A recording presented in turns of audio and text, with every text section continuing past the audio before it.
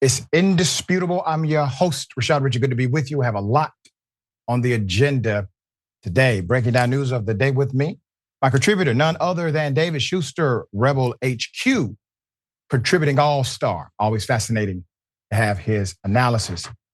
Top story of the day.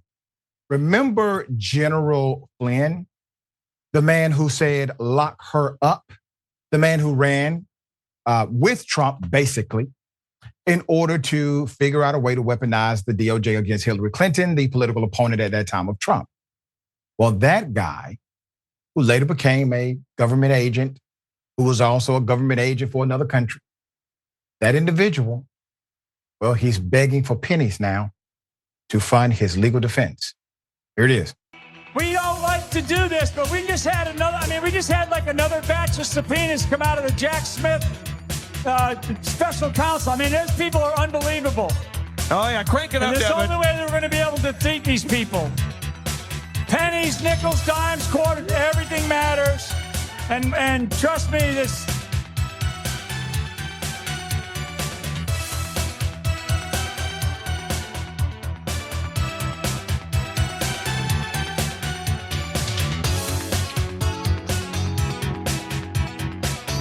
Here we go. I see some people in the middle that haven't given any money yet. Hit the person up next to you for some cash. Let's go. Come on now. $1. Siphon some gas out of your car. Sell it to someone for $8 a gallon. Here we go. General, you don't know how to do it, sir. You need a $100 line to your right. You need a $50 line in front of you. And then it's the give what you can line on the side. Yeah.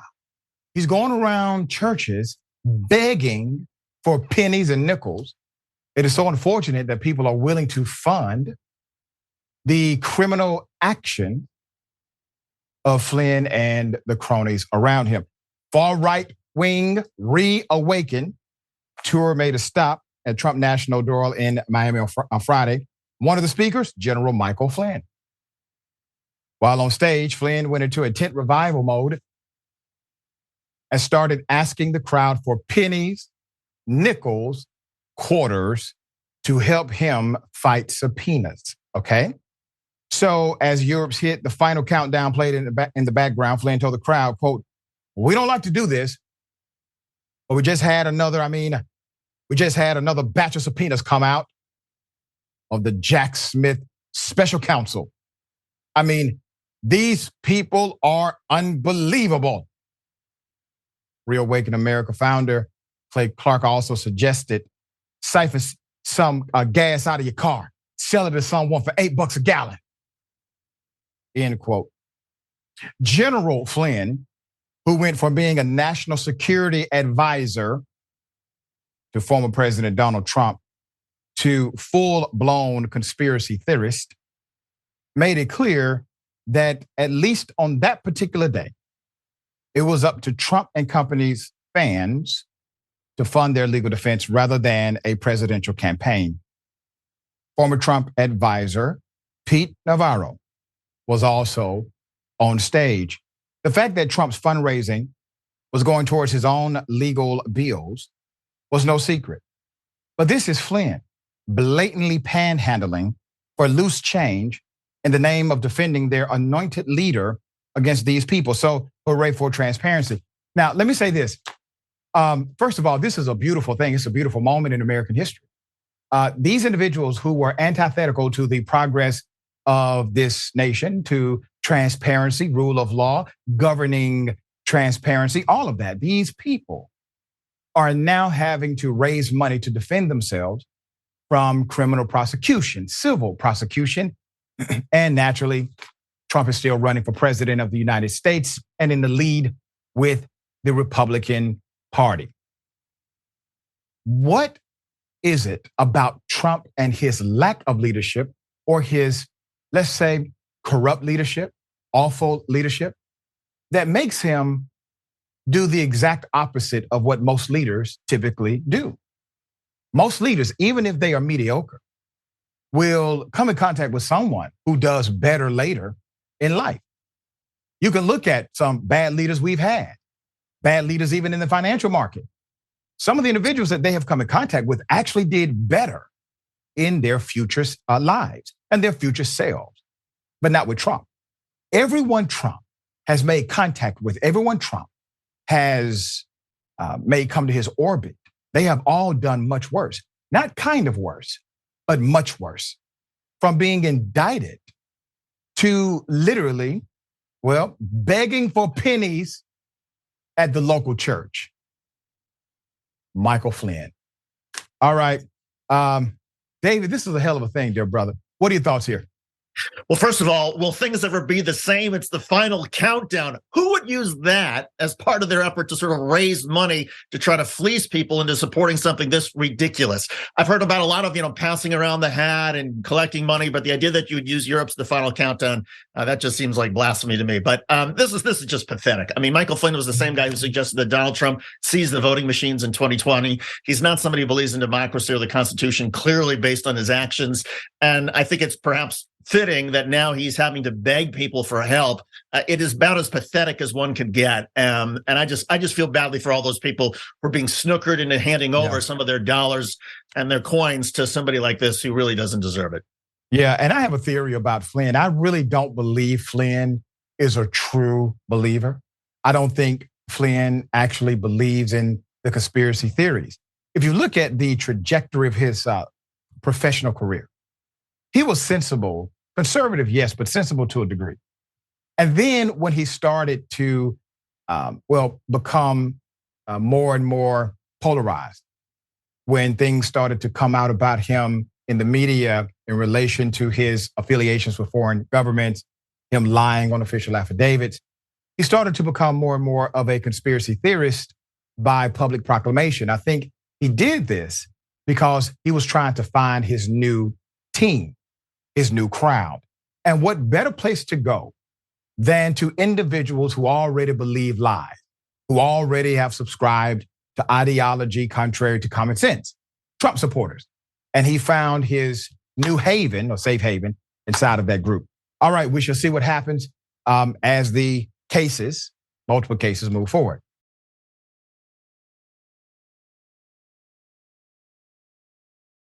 Very sad story. Very sad. A landlord decides to fatally stab a mother and a child. The child actually died. Let's put it up full mass. You're looking at a 71-year-old who goes by the name of Joseph Zuba. This was in Will County, Illinois. Stabbed a mother, also stabbed her son, who was only 6 years of age. Killing the child Saturday morning, according to the autopsy, a military-style knife with a 7-inch serrated blade was used to stab the child 26 times. The senseless and cowardly act of violence was motivated due to the victims being Muslim and because of the war between Israel and Hamas. Let's put up the child. The father of this 6-year-old, Wadia El Fayumi, released this photo of the child who celebrated his birthday a few weeks ago. Reports also stated Wadia and his mother are Palestinian. Let me give you some details of this attack. Authorities said that the mother, identified by civil rights organization CARE Chicago as Hanan Shaheen, called 911 on Saturday to say that her landlord had attacked her with a knife. Her landlord attacked her with a knife. According to deputies, she said she ran into the bathroom and continued to fight him off as she dialed 911. Quote, according to written text messages reportedly sent to the father of the child by the mother from the hospital, and she shared with CARE Chicago, the landlord, who had been angry with what he was seeing in the news, knocked on their door. And when she opened, he tried to choke her and proceeded to attack her with a knife, yelling, "You Muslim must die," end quote. When she ran into the bathroom to call 911, she came out to find that he had stabbed her 6-year-old son to death. Deputy said they arrived at the home to find Zuba sitting upright on the ground near the driveway of the home. They took him to the hospital because of a laceration on his forehead. Law enforcement said they found the woman and the child in the residence suffering from stab wounds to their chest, torso, and upper extremities. Authorities said the woman was in serious condition from more than a dozen stab wounds to her body. She is expected to survive. The child was taken to the hospital in critical condition and died. The organization said that mother and son had lived on the ground floor of the home for 2 years. No previous issues, no problems prior with the landlord. After his release from the hospital, the landlord allegedly told investigators nothing about the attack. But authorities said they were able to find enough information from interviews and other evidence to charge him with first-degree murder, attempted first-degree murder, aggravated battery with a deadly weapon, and 2 counts of a hate crime. The civil rights organization says that lopsided statements from officials and media coverage created the atmosphere in which the crime happened. This unthinkable, senseless crime did not happen in a vacuum, said the executive director, Ahmed Rahab. Now, that is an accurate statement. Let me show how accurate that statement is. Do you remember during our so-called war on terrorism? Remember that? Remember the American government said that people were being radicalized by way of what? By way of propaganda, videos. Remember that? And there was this massive crackdown on all of these videos that could be accessed through media platforms, social media platforms right here in America, because according to the American government, these videos were radicalizing terrorists. Now, that is considered to be a fundamental connection between what a person consumes by way of media and what a person does by way of action. So the government, the American government, can make that conclusion back then. Why would we dismiss that conclusion today? All right. Damn shame. David, thoughts? My heart goes out to this family in Chicago. There's no words. It's tragic. Anybody who could bring a knife, never mind to an adult, but to a 6-year-old child, there's something just so horrific and terribly wrong about that. And I think one of the reasons that people have gotten so infuriated, obviously, in watching these images out of Israel and Gaza, is that when you see somebody go in and hand to hand, literally, rape and pillage with their own hands and their own knives, sure, that causes a reaction. But what this landlord did in Chicago is just as evil and just as awful. And there's no justifying it. If somebody can't handle watching the news and something in the news makes them snap, that person should be put away to begin with. They shouldn't have access to the news or to television or whatnot. And the sad thing is, Dr. Rashad, I think Dr. Richey, I think there's a lot of people in our midst who are walking around every day who are maybe like this close to exploding or to doing something violent. And it's just a matter of, well, what's the trigger that it's going to be? What is going to resonate with them and cause them to do something that is so barbaric? And I just fear for all of our fellow citizens who have to deal with people who are like that, who are that close to exploding. So sad. So sad. All right. Racism again inside of a Massachusetts school. This racism unaddressed by the school, according to the parents. The parents now have to take action themselves. Let's put up the picture full mass. Another institution letting down children in Massachusetts after enduring taunts and assaults for more than a year. A 13-year-old's parents are now taking action, standing up, hoping to put an end to the abuse this 13-year-old has suffered as a student at Concord Middle School. Emmy Odunzi, the child's father on the left, has reported his son's mistreatment by classmates on 3 separate occasions. He reported this to school officials. However, despite assurances from the school's principal, Justin Cameron on the right, about disciplinary action, no meaningful resolution has occurred according to the parents. Let me give you details of the abuse and you conclude yourself.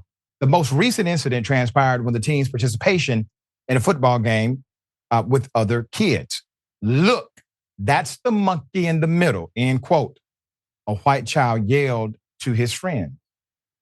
According to the Boston Globe, the taunting quickly escalated when the boy grabbed a makeshift whip and allegedly said, "Hey, let's whip Odunzi's son because he's black." The father states that the ringleader of the bigotry was still present at school on Friday, October 6th, according to him. The principal mentioned that the child was in school because, but was facing an in-school suspension. One of the first acts of violence Odunzi's son endured occurred when a white girl at the school slapped him across the face. Just a day after actor Will Smith assaulted Chris Rock at the 2022 Academy Awards, the family told the Globe.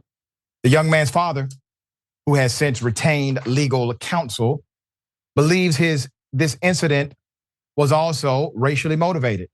Not only has the family secured a lawyer, but the family has filed reports with the Concord Police Department. So let me give you the response from the school system.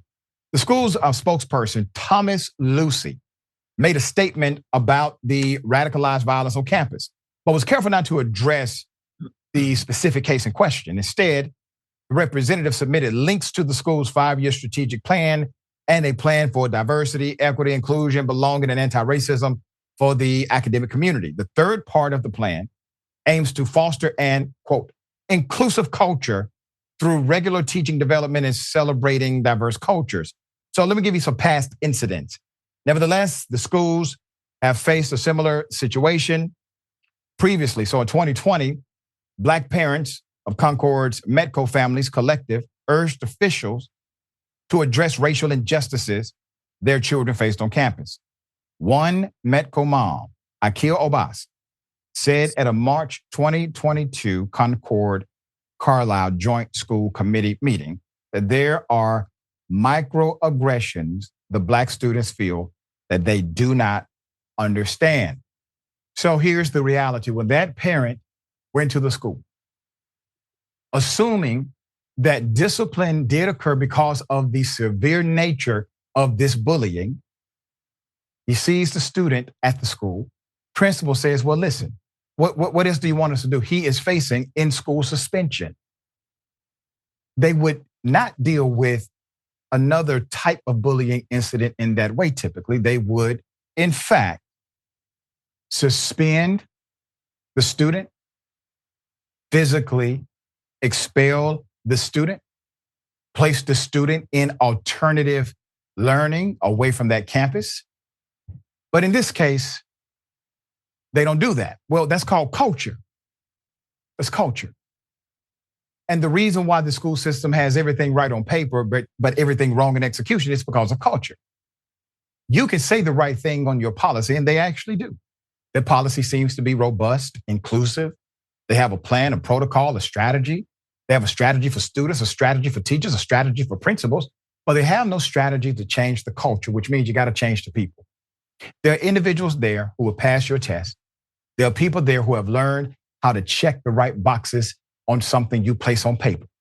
But when it comes to the execution and the follow through, they are operating by the lens of culture.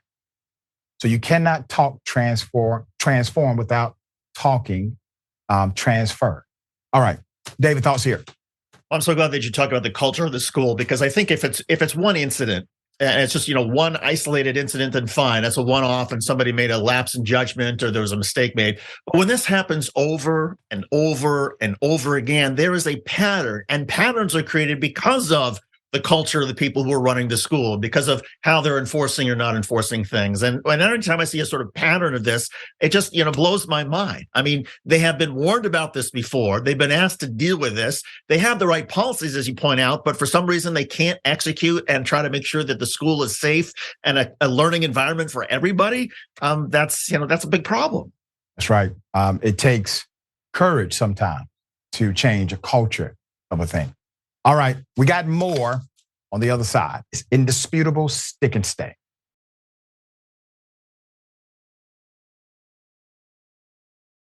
All right, welcome back. We still have a lot of show left. Let me read some of these comments. Thank you for joining the program via conversation. Cray Souffle says, pennies from hell, oh well.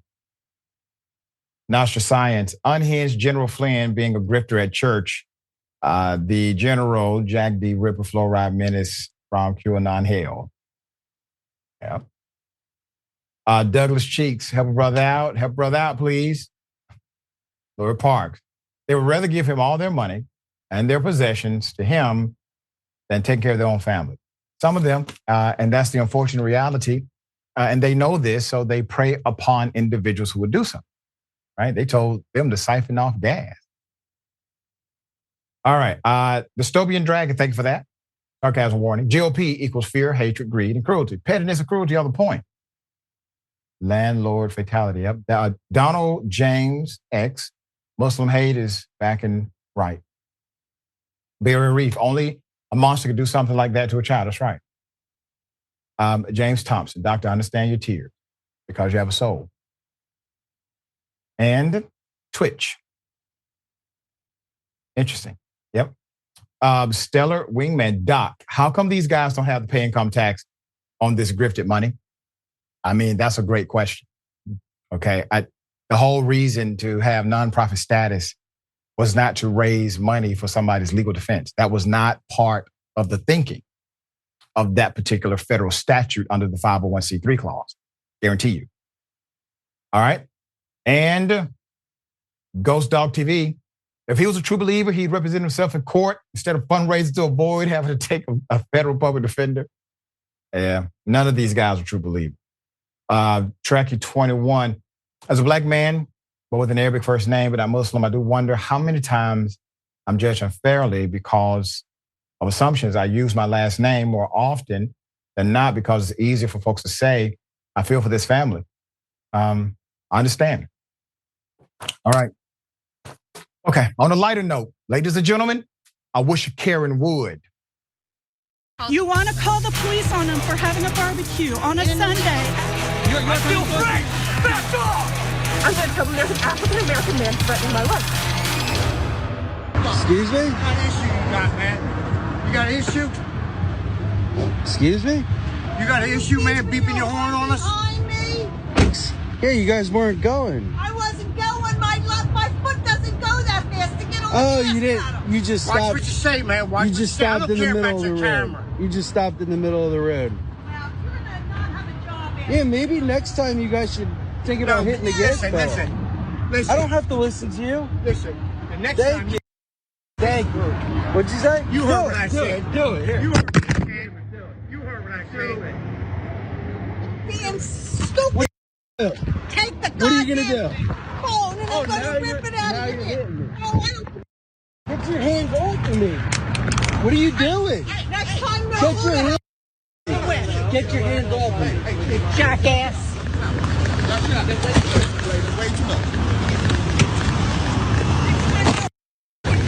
Hey, next time you guys can hit the gas. Hit the gas next time. I know you're about to do something No, wrong. it's all right. I'm calling the police. I'm calling the police on you guys. You're about to do something wrong. I get it. That ain't the right No, we thing. don't need that. Let's put up the picture, full mass here. They've been caring for a very long time together. And what I've heard is that once you've been caring with someone for 7 years or more, you are locked into a Karen contract. Nobody wants a Karen contract.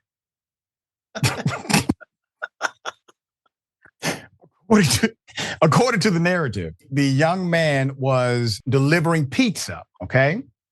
And the car in front of him stopped, was not rolling, not paying attention, not moving. So he beeps his horn. They then follow him to his destination, get out of the car, and you see the rest from there. If they attacked him, that's called assault. That's physical assault. That is against the law, okay? Let's put the picture up again, because there comes a point in life when you have to say to yourself, I'm too damn old to be acting like this. All right, David, thoughts here? Well, there's a lot to unpack here. First of all, congrats to the elderly Karen, for exercising her First Amendment right to call somebody a jackass. But just as she has a right to use that kind of language, anybody with a camera has a right to film and record in public. So I get that sometimes people may be frustrated that their horrible behavior is being recorded for the world to see. But the answer to that is just don't behave terribly, don't behave horribly. And by the way, again, if you're going to go into public, we can all expect a certain amount of decorum, a certain sort of reasonable behavior, that you follow the law, that you follow the Constitution. Clearly, this elderly couple, not only do they thrive in terms of their Karen feeding off of each other, but they also seem like they're rather misguided about their surroundings. So maybe that's just part of the Karenicity. Yeah, that's what happens after you sign the Karen contract. Okay.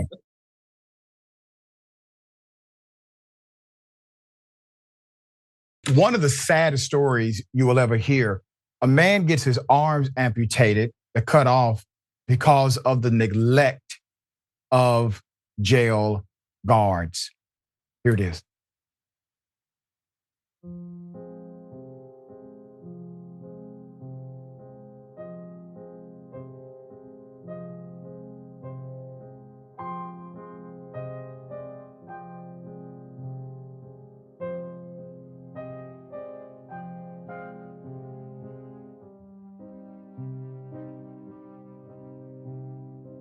This here, it's like a body control. It's an open and close hook, but you gotta use your body to open and close it. This is how I eat with it, like this. Put a spoon there, which is hard work though, trying to open it like this. Get that in here like that, right? Then when you're dipping, just keep on doing like this, so you gotta try and get it back right, and sometimes it'll come all the way off, so you gotta do it again. It's really frustrating going back and forth. That's why I just eat soup. I can eat fish sticks, because when I get them, I let them cool off and I can hold them and eat them. And if I got some instant potatoes, I cut it open, because I can use scissors a little bit. I eat probably twice a day. I don't eat 3 meals a day, because it's too much work for me. It's too much work for him to eat a meal. Put up the picture. You see, this happened because jail guards decided to deny him proper medical treatment. Terrence Dwayne Winborn, Minnesota County will pay a historic $12.2 million settlement after a stay in the local jail almost killed him because of a bacterial infection. Now keep the picture up. I can't help but to notice that even when he talked about it in the setting that you're looking at now, he seems not present.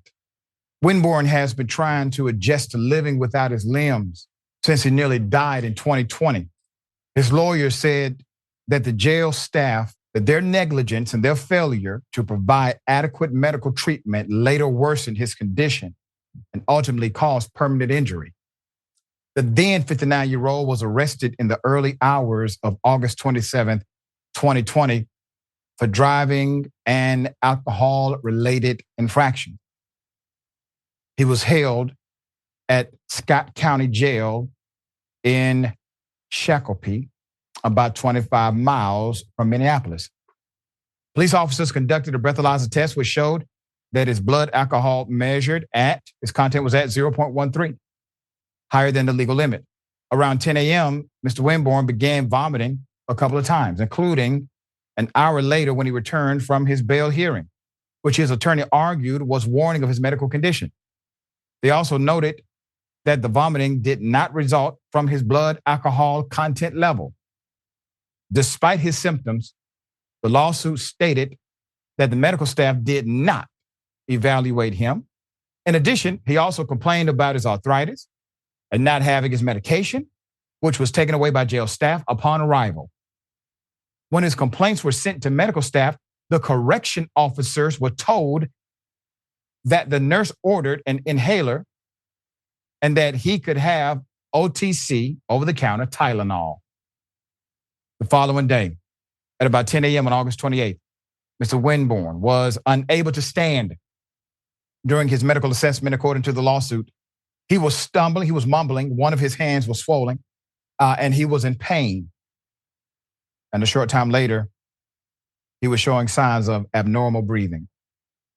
The lawsuit alleges that he was still not given proper medical treatment and was held in booking for monitoring. Hours later in the afternoon, Mr. Winborn had fallen out of his bed, said he was suffering from severe pain, and continued to struggle to breathe.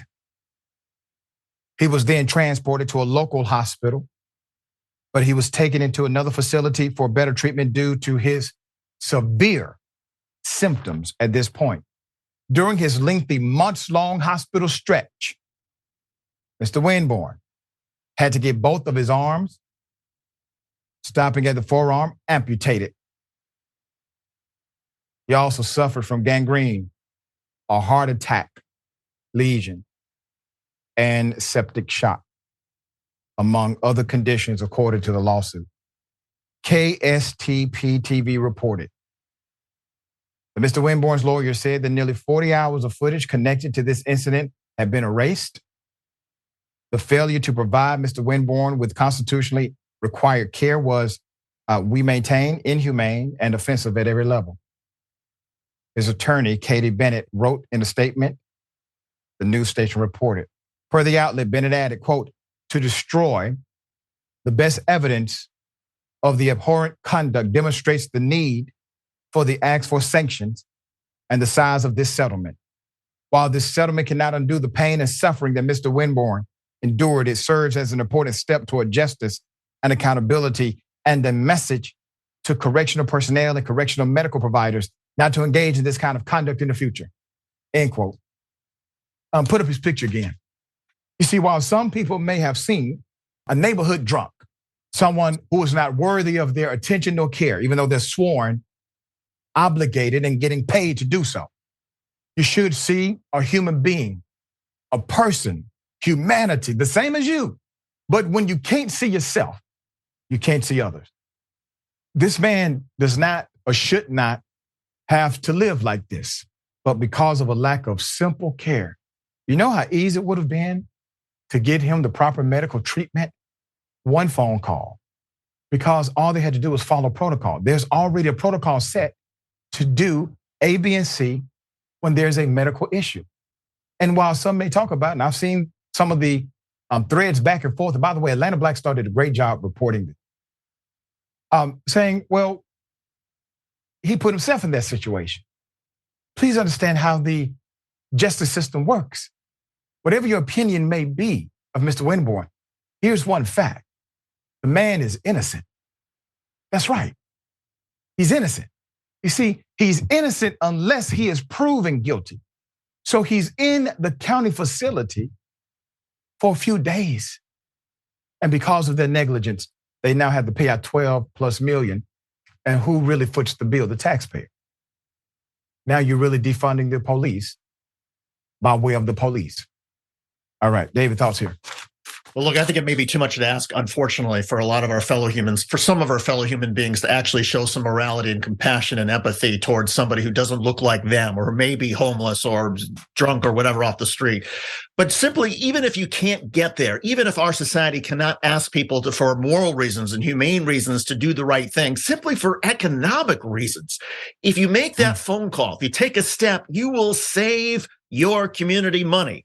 By treating somebody on the front end, you will save your community money. By not getting sued for $12 million, you save your community money. And so, again, it should be drilled into security guards, to police, to everybody. Do the right thing on the front end, even if you can't do it because of your own morality, but simply for economic reasons to protect the economic success of your community.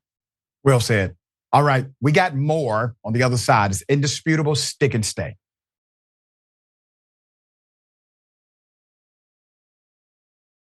And you know, money isn't everything, right? I heard some people wrote, well, he's getting 12 million and then there's a 6 million an arm. Nobody wants that deal. Nobody wants that deal. And really, for the vast majority of people, money doesn't mean everything. Because if somebody offered you $1 million right now, and they said, in order to get this $1 million, you can spend it like you want to spend it, but you're going to die in 24 hours. Who would take that deal? That proves that money is not everything, okay? You would prefer to have your life rather than $1 million. All right. Sticks dragging, is it Sharon? Karen? Someone needs to get their privilege cards checked, talking about the Karen couple. And Progressive Boomer member for 10 months. Thank you for that. I doctor just in time for I wish Karen would. It was a lucky day, wasn't it? Right in time. And Twitch. Yep. Kenzing Gunzo. Undeserved hostility. You think that someone elderly would practice a lifetime of learning lessons instead of being so aggressive. I know that's the whole reason people say, you know, you're too old to do that. Or I'm getting too old to do things like this. It means we've learned some things. We've learned what to avoid. We try to stay away from unwise situations. But damn, they literally chase one down. Okay. All right. Hell of a thing. Lawsuit. LAPD cops say they were profiled by Beverly Hills cops. Put it up full mass. Let me say this again. LAPD cops have filed a lawsuit because they were profiled by Beverly Hills cops, both a former and current Black LAPD officer. They both assert Beverly Hills police of targeting and arresting Black Los Angeles cops or people in the wealthier suburb of the community, including profiling active police officers, not former, but active, current. This is a $500 million lawsuit. One active officer who made their declaration in confidentiality for fear of retaliation said he was stopped while sitting in an unmarked police car with exempt plates, okay? A female officer pulled up behind him and yelled out, "Let me see your hands." The official court statement reads, quote, "There is no doubt in my mind that I was stopped and subjected to racial profiling because I am a Black American." See, that's what happens when you're the police in unmarked cars. You get treated like citizens in regular ass cars. There's more. In another incident, officers arrested a now retired officer and former member of the LAPD SWAT team while in uniform, in a marked car. According to the statement, he pulled over the officer and asked, quote, "Can you not see that I am in a police car and in uniform?" Question mark. The officer asked after being pulled over. "Anyone could have car with lights," is the response. In a statement to the court, the officer said, quote, "It should be noted that when I was behind the sergeant, he could not see my license plate, only the fact that I am African American." The witness statement reads, "Thus, the only reason I was pulled over is because I am African American," end quote. The suit is being spearheaded by none other than Benjamin Crump. This world is so ironic. We are in the twilight zone. Benjamin Crump, that's who the cops had to call. They had to call Benjamin Crump in order to represent them because the police are being discriminated against by the police in another jurisdiction, where they are literally arresting members of their SWAT team in full uniform inside of government police cars. You think we are being extreme when we talk about how cops treat us. We don't have a badge. We don't have marked cars. We are not in SWAT gear. Wow. Put up Ben Crump again. And I want to say this to Ben Crump. Obviously, Ben Crump is a social justice fighter.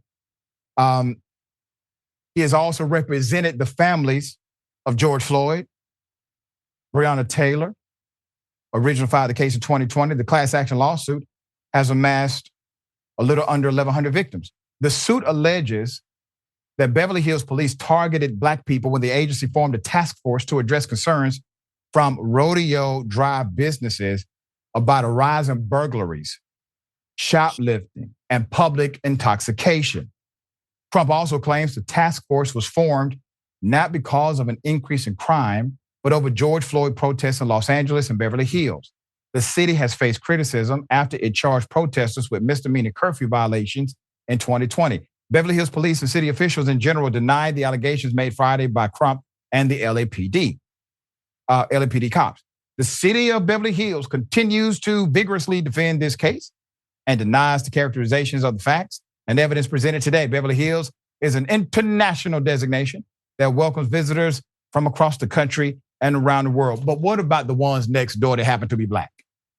Do you welcome them? Doesn't sound like it. All right. Put up the chief. Okay. I could tell by that smile, that is an all lives matter guy right there.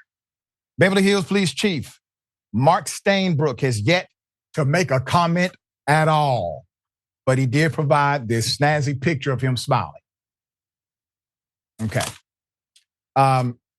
So if you needed more evidence that the earth has shifted vibration and we are now in another dimension called the Twilight Zone, you need no more.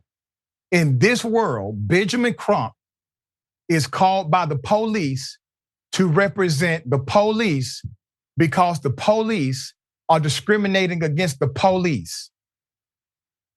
David, thoughts? Well, I think Benjamin Crump has even represented some people who have sued the Los Angeles Police Department for racist acts and excessive violence and whatnot. Then this also goes to show, I mean, Beverly Hills Police Department is one of the wealthier in California. So to me, you know, look, when it's a very poor police department, very rural, it still doesn't excuse it for them to be engaged in racial profiling. But the idea that when you have somebody with all the resources, a police department with all the resources that exist in Beverly Hills, California, and they're the ones who are engaging in racial profiling, to me, it's even more pernicious. It shows that the racism is even deeper among the Beverly Hills Police Department than anywhere else, because they're the last department that needs to do this sort of thing. They've got all sorts of different ways to cut back on crime, to monitor people. The idea that they would actually just pull people over because they're African American and because they think that, oh no, this person's impersonating a cop, that's insane. Right. All right, we will bring updates as that case develops. Should be a hell of a case.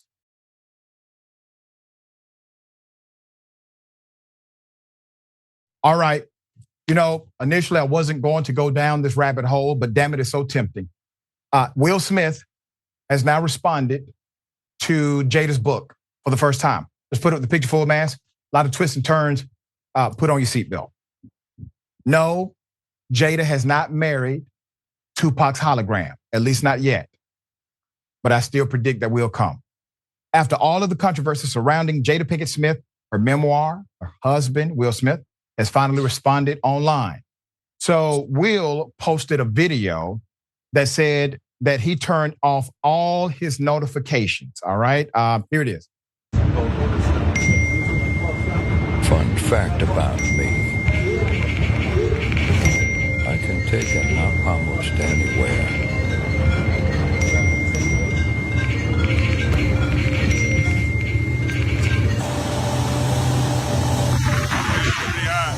Okay. Yeah. So he also said supportive things, all right? Despite some unflattering things that were said about him in the book, he publicly supports the memoir. Here it is. All right, you guys. This is the first time I'm going to see the book. We're all together. I have not seen the book yet. We just got the first time.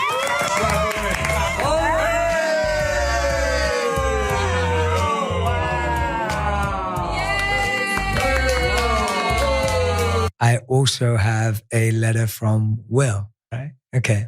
Congrats, Dink. I just turned the final page of Worthy. And damn. Gonna get you to do the damn. How would he say it? Damn. I just turned the final page of Worthy, and damn. It is amazing to realize that despite having lived most of my life by your side, I still found myself shocked and stunned and caught off guard. Laughing, then inspired, then heartbroken. I was all over the place.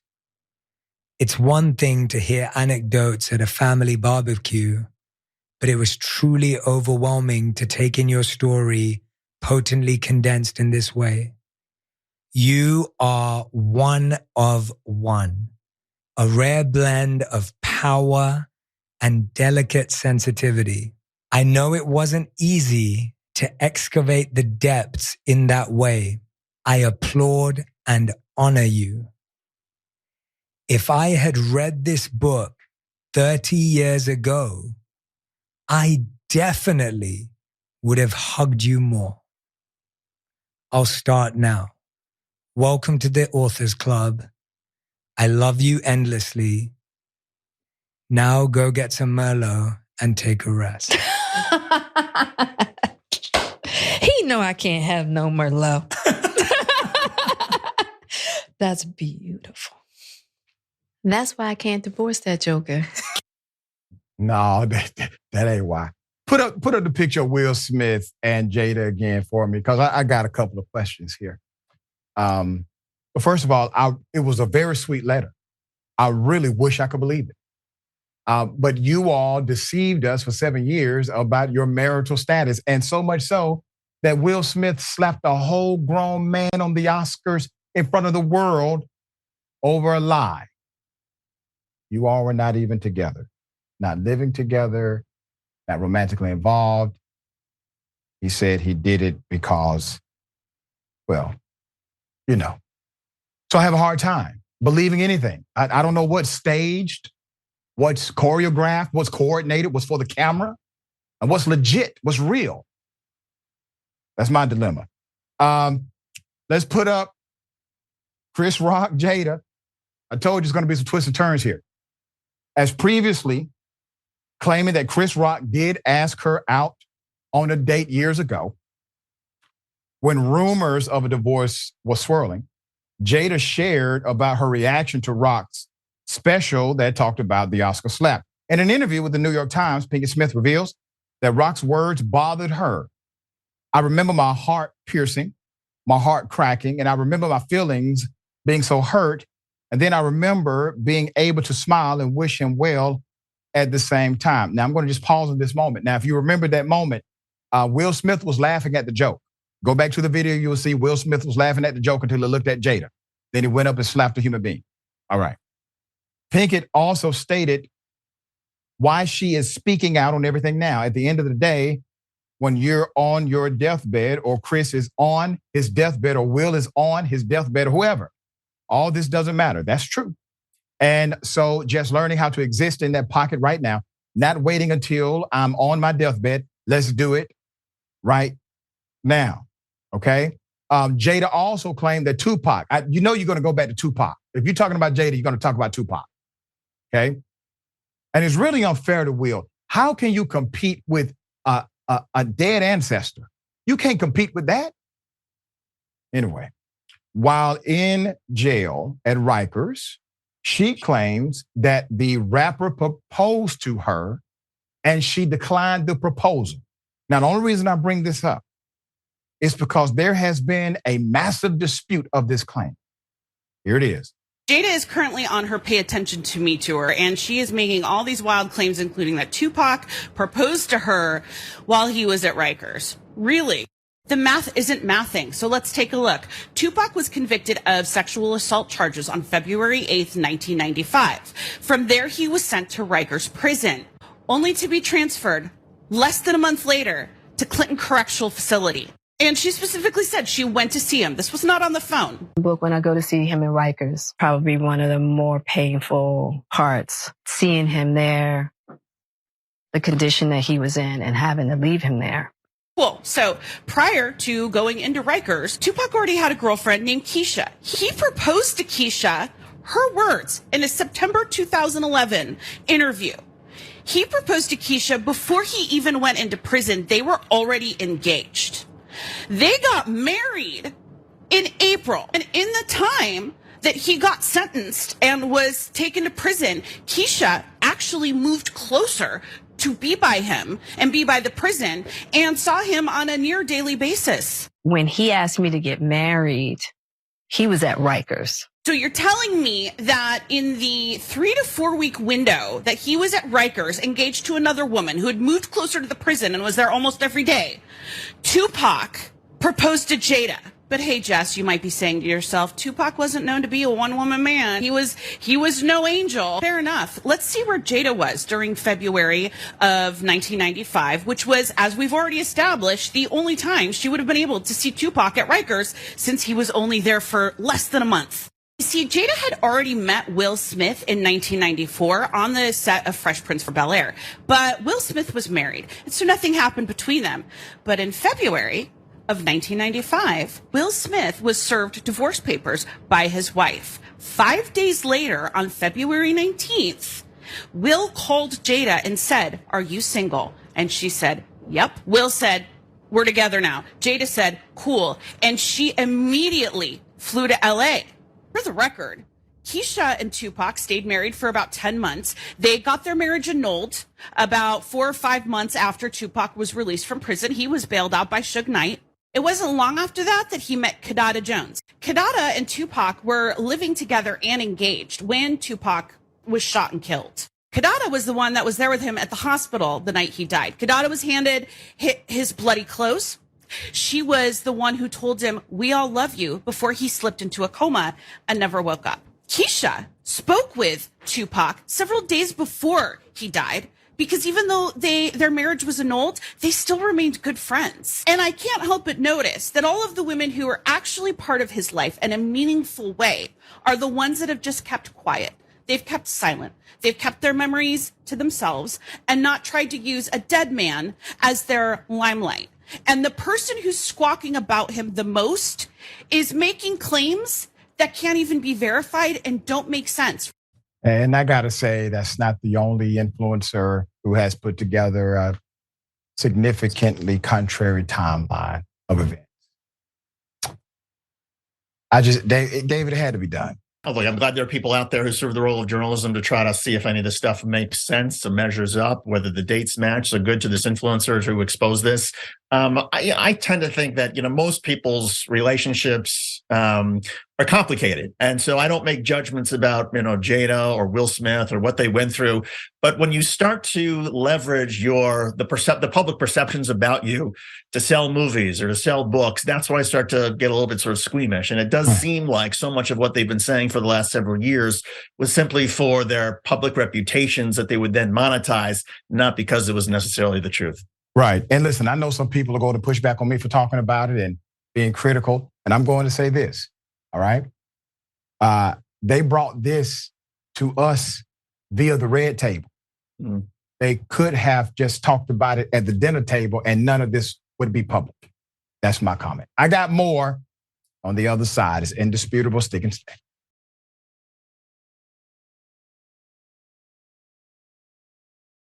All right, welcome back. We got a lot of show left. Okay, let me read a couple of comments. I Am Sock says, we're going to need another police department to get a handle on these police departments. It's about right. G. Martinez Mac, so cops crimes? This is a sign of the end times. Colin Hutton, thanks for that. If Will read Jada's memoir 30 years ago, he'd be on the outside looking into Jada and Tupac's relationship. LOL. Yeah. And Mike Boy for mayor. I hate hearing about this couple, except when it's from Doc. I love it. All right. I appreciate that. Okay. Hell of a thing. A professor decides to call security on a student for non-headphone use. Here it is. What is the problem? We can do this all day. You are given the balance equation. And I'll turn it up to 100. Reaction. The next step is to strategize. Think about a plan to solve the problem. Create a conceptual plan. To calculate delta H reaction from standard enthalpies of formation, subtract the heat's information of the reactants multiplied by their stoichiometric coefficient from the heat's information of the products multiplied by their stoichiometric coefficient. Follow the conceptual plan to solve the problem. The standard enthalpies of formation for each reactant and product are shown here. Remember that the standard enthalpy of formation of pure elements in their standard state is 0. Calculate delta H reaction by substituting these values into the equation. Go ahead and try. Let me try to explain to you what's happening. Let's put up the picture full mass. I will go down the explanation now. This is a university professor. This university professor allegedly called campus security on a black female student outside of her office as the student listened to a lecture on her laptop. The professor is allegedly the associate professor of history and chair of the Department of History. Her name is Susan Hansen. Okay. If you go to Rate My Professor, she has a 4.3 out of 5 rating. The student who uses the TikTok handle Kuritukuchi recorded Hansen as she pranced in front of the student several times while recording her with her cell phone, capturing the student at every possible angle. The professor allegedly called campus security to throw the student out before the video took place, but they declined to throw her out, according to the student. The video is captioned, point of view, a professor harasses you for listening to a lecture because she doesn't want to close her door. Another caption reads, why did this lady call campus security before this video and had a tantrum because they couldn't escort me out, ? And the sound was only like on 25 and she got crazy, so it went to 100. I don't care. Another white professor seated nearby eventually stepped in, and Professor Hansen was told to go back into her office. Corey shared another video with TikTok user J. Megan and said that the other professor told her that the volume on her laptop was not disruptive to him. While most viewers of Corey's video chastised the student for not using headphones, others believe that the professor overreacted. However, TikToker J. Megan believes the teacher's reaction was motivated by race. Let's face it, we can tell that this was actually about the race of the young woman when her phone was shaking as she was recording, Megan said. According to Corey, the incident happened in April. And after she reported the professor, the school moved the tables where the student was sitting from the side of the building where the office is located. And once again, 2 variables that are important here. Number 1, another professor saying your volume is not disruptive. Number 2, there was a quick and easy remedy of simply closing the door. Now, let me tell you why that part is important. And I operate this way as a professor. This institution known as the Academy for Higher Education, the students are the lifeblood of the institution. We are there as professors because of the student. We must have a student-centric approach to higher education. The student is listening to a lecture, learning in an environment of academia. Of course, I will close the door if it is disturbing, because I am appreciative of the fact that learning is happening on the college campus.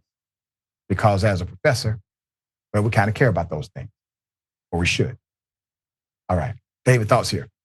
Well, I wonder if there's another option in addition to closing the door, and that is I have a feeling that if the professor had been calm and kind and empathetic and say, hey, I understand you're listening to a lecture, can I give you some headphones that it might be easier for you if I give you my headphones so you can focus just on that and you don't have to worry about other sounds. And also that would, by the way, that would also help me as I'm trying to, talk to my students in my office or whatnot.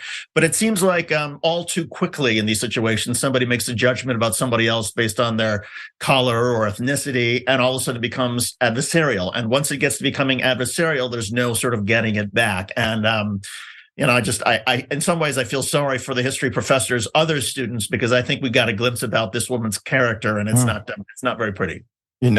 I agree. In my opinion, seems to be a little Karenicity here, maybe a whole lot. We did not get a lot of coverage on that, but from the little coverage we did, seems like it to me.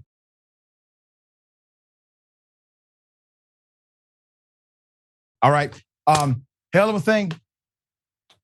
A cop decides to shoot a student, unarmed student, accused of breaking a window. Let's do this. Put up the picture format. I'm going to give you the background to this. So there's body cam footage, and you see it right here. This is one of the screenshots from that footage.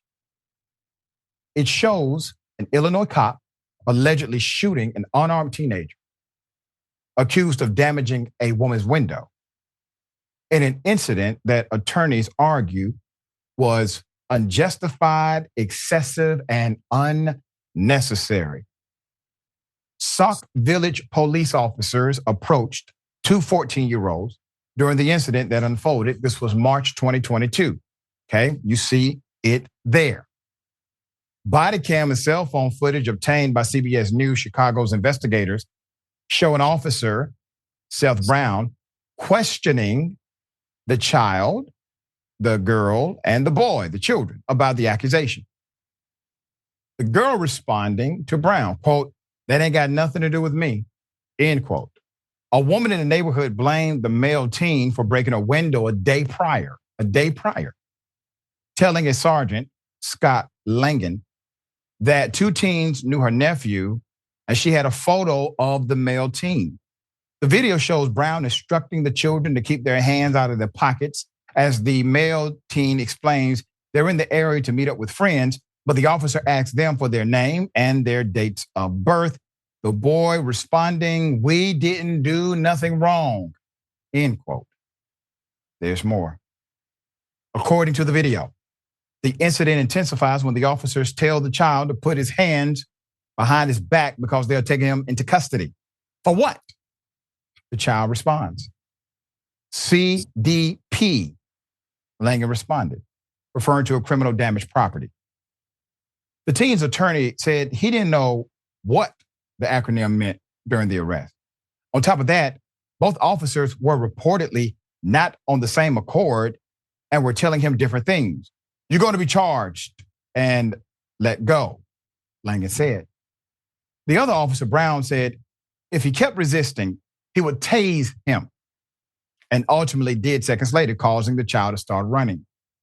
Next, Langan allegedly took out his handgun and then shot the teen as he's running. Right there, shot him, striking him in the hip. However, the injured teen kept running out of fear and hopped over a fence. The video also shows the officer attempted to use a taser on him again after shooting him. This is a teenager who is unarmed. While hiding from the officers at the scene, the teen contacted his guardian, who came to the area per CBS News. The officers informed him that emergency first responders were on the way. The teen was transported to a local hospital for medical treatment. The 8th grader was not arrested. The 8th grader was charged with nothing. His attorneys, Ophel Jr. and Gabe Harding, filed a lawsuit against the police department. During the investigation, the CBS News reported Officer Langan told officials he shot the teen accidentally because he thought he grabbed his taser instead of his Glock. We've been here before, haven't we? Very familiar, very similar to the cop who shot Mr. Dante Wright in Brooklyn Center, Minnesota in 2021. The teen's attorney called his actions reckless. Put it up. Following the Wright incident, the Suck Village Police Department created a policy that required officers to have their guns and tasers on opposite sides of their holsters to avoid confusion. According to the report, that day, that officer had his taser in front of his tactical vest. According to the report, he was cleared of all charges last month. Put up the chief. This is Police Chief Malcolm White. Said disciplinary action is yet to take place due to the department waiting on the decision from the Illinois State Police and Cook County State Attorney's Office. Yeah, end quote. So what happened here? An overzealous cop trying to harm a teenager that's unarmed, scared, yes. What happened to just chasing somebody? I mean, why even tase the child? That alone seemed to be aggressive, uncalled for. This is a minor. You have not established any evidence to the allegation. And to say, well, I pulled out the gun. I thought I had the taser. Can I say this? There are multiple incidents reported this way every year. The cop says, I pulled out my gun, but I thought I had the taser. Different color, different trigger system, different weight. Typically on different sides of the officer, different training. But they get away with saying, you know what, I made a mistake. I pulled this weapon, but I meant to pull the other weapon. But here's the thing. How many times is it reported when a cop pulls a taser and said, I meant to pull my gun, but instead pulled the taser? So the individual is still alive. Zero. Never happened. It's not reported, not one time. That's why I don't buy it. I don't buy it. It is a way for them to get away with it because every single time they get either no penalty or significantly reduced penalty for shooting someone. All right. My dear brother, thoughts here.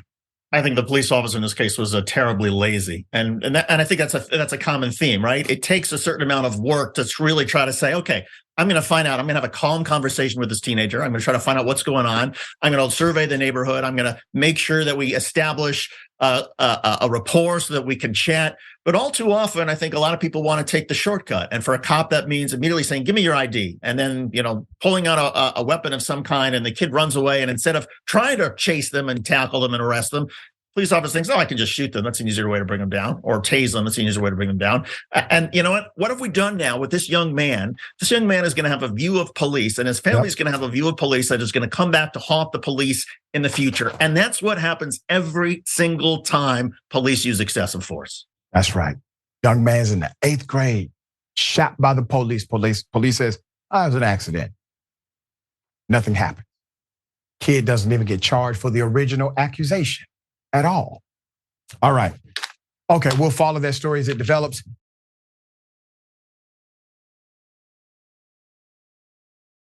Hell of a thing. A man is accused. Let's put the picture of full mask. A man is accused of sleeping with his killer when he was a teen. Let's put it up full mask. The family of Robert Davis Wright, 19 years of age, who was accused of killing local journalist Josh Kruger on the left, said that Davis was just 15 when he and Kruger began a years-long relationship involving drugs. And that Davis told them Kruger was threatening to post sexually explicit videos of him online before, police say, Davis shot Kruger. This is according to the Philadelphia Inquirer. Let me give you background on Davis. This has some twists and turns. Damica Davis and her older son, Jalen Reason, said in an interview that Davis faced mental health issues from a young age. He struggled to control his anger in school, his mother said, partially because of the absence of his biological father in his life, and often got into fights. When he was about 15, she said, his troubles intensified after he started sneaking out in the middle of the night and coming home high on drugs. They said Davis told them he was seeing an older white woman he met online who worked for the government, end quote. They frequently saw the name Josh pop up in messages on his phone, they said. And when they posed the question to Josh, who Josh was, Davis told them it was the woman's brother who was gay. It was only later in their call with him Friday, they said, that Davis told them he had been seeing Kruger all along. Kruger worked for the city, including the Office of Homeless Services from 2015 to 2020, which lines up with when they said Davis initially told them he'd started seeing the woman who worked in the government. And they followed Davis to Kruger's block on Watkins Street before, they said, desperate to find out where he was going and getting drugs. They trailed behind and watched as he turned onto Watkins Street, but then couldn't figure out which house he was going into, they said. Davis sometimes returned home with expensive gifts, such as designer belts and Gucci pants, they said, and would tell his family the woman bought them for him. He sometimes stayed out until early morning, they said, and returned under the influence of drugs. They found needles, pills, and other drug paraphernalia in his pockets and believed he became addicted to meth. So let me give you the background on the murder of Kruger, 39. At 39 years of age, he was killed after a man entered his Point Breeze home in the middle of the night, police said, and shot him 7 times at the base of his stairs. Surveillance video near the scene and tips from Kruger's friend and family led detectives to Davis, and the warrant was issued for his arrest a few days later. Police described the pair as acquaintances and said Kruger was trying to help Davis get through life. That was the police narrative. The family's contention come as detectives separately discovered and are investigating what multiple law enforcement sources have called explicit photos and explicit messages in Kruger's phone. The sources who requested anonymity to discuss an ongoing investigation did not say whether the images or messages were connected to Davis, but said they were disturbing and have been turned over to the Department's Special Victims Unit for further analysis. Police sources say Kruger was concealing parts of his life and that meth was found in his bedroom. Still, news of his death left many shocked and devastated. City and state leaders shared statements celebrating his life and supporting and his support for vulnerable communities. Police, meanwhile, are working to figure out how all this fits together. I think I know how it fits together quite well. It's what the kid said. It is obviously a horrific tragedy that someone takes the life of somebody else. Understand the context and narrative here. Initially, this was presented to us as basically a random act of an out-of-control thug who happened to be a young black child. But all of a sudden, we now see evidence of a sexually inappropriate relationship with a minor. We see evidence of drug use with a minor. And now the police are struggling to figure out how this all fits together. I'm sure the young man would tell you. All right, David, thoughts here. This is a sad story all the way around. I mean, it was obviously sad what happened to Mr. Davis when he was 15. It's sad all the issues that he has had. It's sad that this person who was so well regarded, I suppose, in the homeless community in the city of Philadelphia would have to lose his life this way. But these things tend to be a little bit more complex than the initial read of the initial story. And unfortunately, sometimes when you peel back all the layers of all this, sometimes it gets even more sort of horrifying and disturbing. That's right. We will bring you updates as those updates develop. Always a pleasure, dear brother, having you on the program. Tell people how they can follow you, check out your great work.